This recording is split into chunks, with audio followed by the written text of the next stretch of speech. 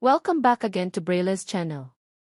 Nagbabalik po tayong muli para sa panibagong payout updates ng ating social pension, mapa national o local man ito, para sa iba't ibang lugar. Kung saan at kailan ayan po ang ating ibabahagi sa inyo. But before po tayo mag-start sa ating topic, kung bago ka pa lang sa aking channel, please do kindly subscribe, like, and share na din sa ating mga kaibigan, kaanak o kapwa po natin pensioners, at please do share na din sa ating mga social media accounts para mas marami pa ang makaalam. With no further ado, let's begin na po sa ating topic. Just in, bagong payout ngayong linggo. First at second quarter payout. 6,000 at 3,000 pesos social pension local at national as per schedule from May 8 hanggang May 29 of year 2026. Iba't ibang lugar alamin. Narito pong muli ang mga bagong naglabas ng national at local social pension payout para sa buwan ng May. Kung isa po kayo sa naghihintay ng inyong payout ay tignan pong maigi ang bawat lugar, venue at oras ng inyong payout. Kung ready ka na, tara panoorin po natin.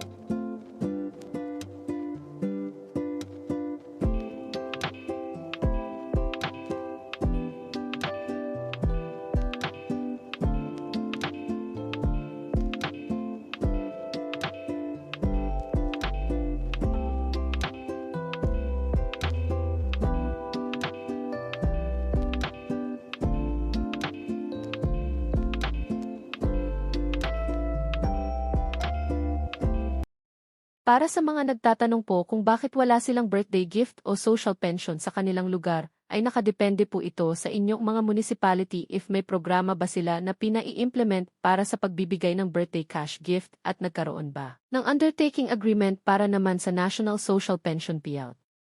Better po na magtanong po tayo sa ating municipality. That's it. Sa ngayon ay ito pa lamang ang mga bagong naglabas ng kanilang payout schedule sa kanilang mga lugar. Sa mga wala pa ring payout ay manatili lamang po kayong nakatutok sa aking channel para sa mga upcoming payout updates at iba pang informative videos na para po sa inyo. Marami pong salamat and God bless po sa lahat. That's it.